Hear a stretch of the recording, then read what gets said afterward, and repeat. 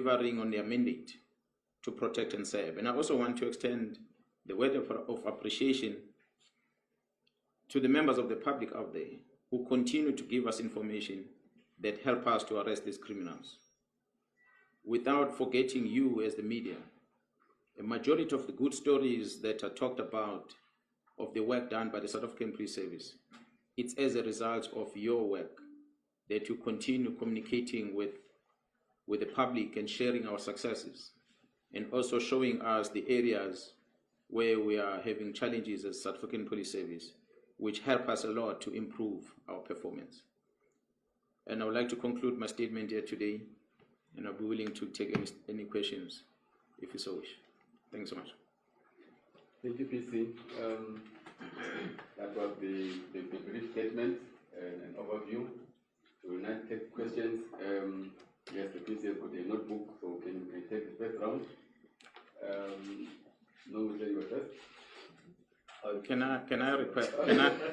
request that so that we move fast, maybe we change it differently.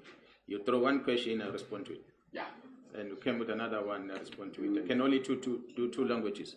No, for now. Zulu English. But your hand was out second. Okay, if no, we say Kzn and oh, where's it going? The people.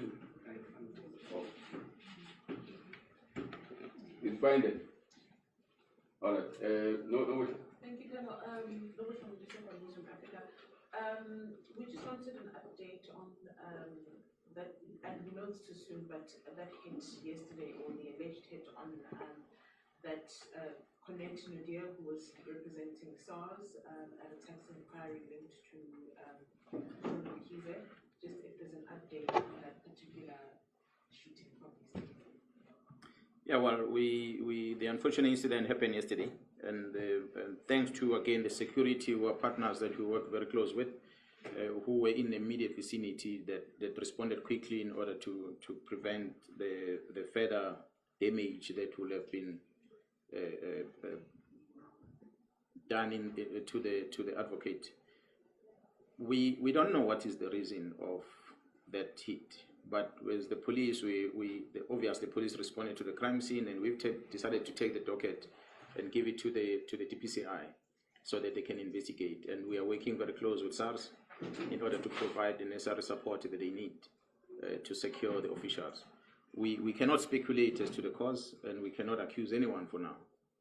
Yes, we know that they're here working, and they're doing a very good job because pursuing those that are avoiding tax. There's many of them in the province.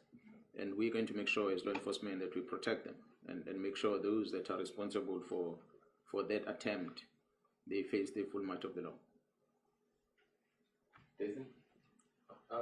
So I have more than one. I just want to respond to you. Each one, or should I just give you the two or three?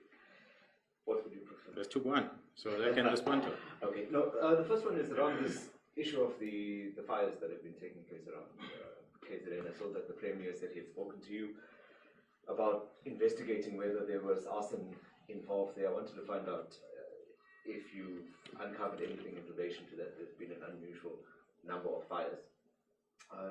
Then on the issue of Signam, the recent shootout that took place there.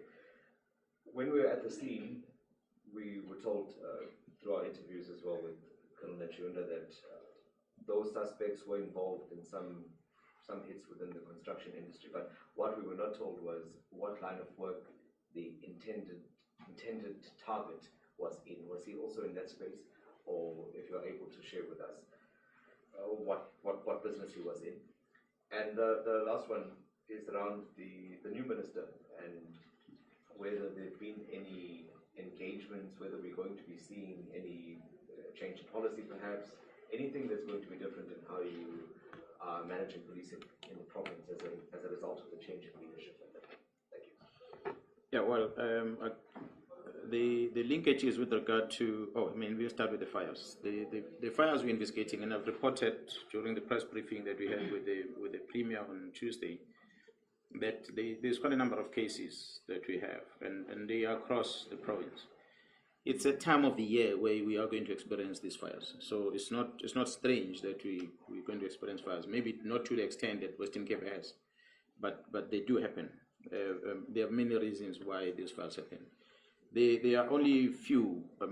Common on what happened in the shack where one person died here under Greenwood Park policing area.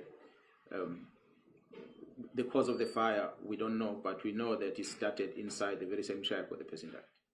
And so there are many possibilities, because even the door was locked with the chain, with the padlock inside. So she couldn't get out herself while was she inside there.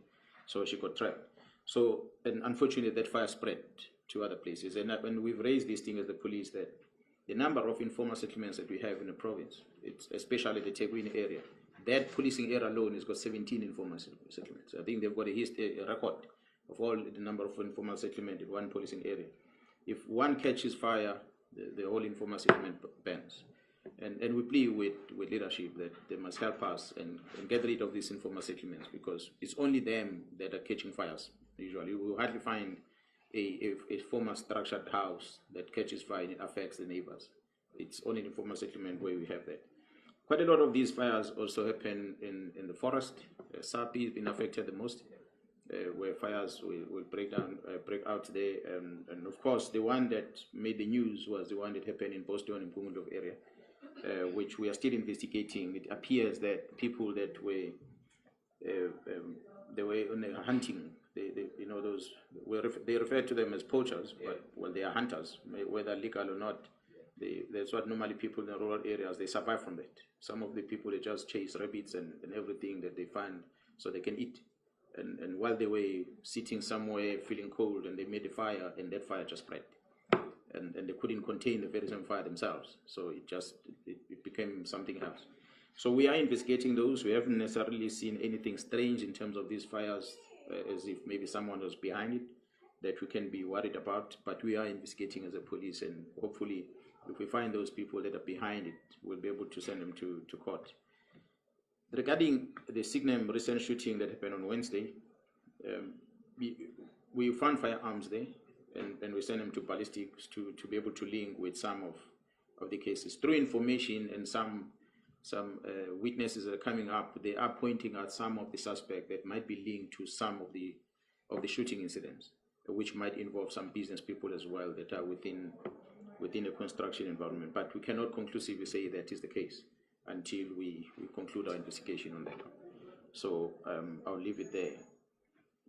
The recent shooting that happened in Signam, again, the person that was a target was a businessman. As far as we know, is not involved in construction business, but he's a businessman and we always encourage that the movement of cash, and we hope one day in South Africa we won't be having cash. It would be a cashless society, because this cash is encouraging a lot of crime. This individual looks like he was transporting his own cash to go and bank somewhere, and this suspect became aware that this person has money. They might have a tip-off that they were going to hit him because he's moving the money. They were going to shoot and kill him with his bodyguards. So fortunately, when information came to our attention, we tried to intercept, and the team tried to arrest those criminals, but because of their behavior, they resist arrest. That's why they ended up with a shootout. But fortunately, one of them was arrested because he decided not to fight with the police. So he got injured during the shootout, though, but at least the police managed to arrest him. So at least we're comfortable. We might get more information from that. The new minister called the management of the police, and I was part of that, and I'm a member of the South African Police top structure. And we met in Pretoria last week Friday, and we had quite a fruitful discussions. And he also expressed some of the things that he would want us to do as management going forward. But I must say that yes, policy supposed to be developed by the minister in consultation with the provincial executive. So the policy will come to place, and as the minister is going to finalize it with priorities that might be outlined. But it still doesn't take away that which the Constitution says we must do.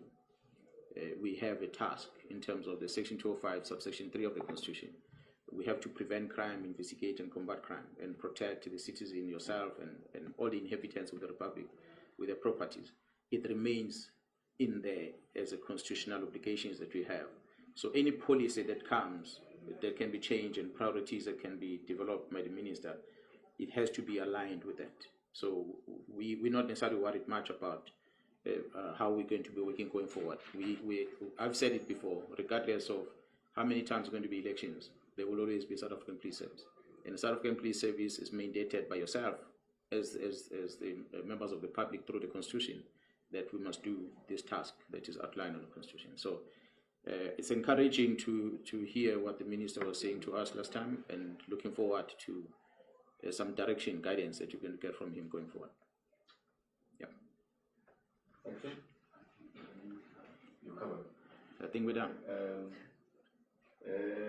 Booth, and then you, and we'll end up with Okay. My name is Bruce Kumala from SABC News.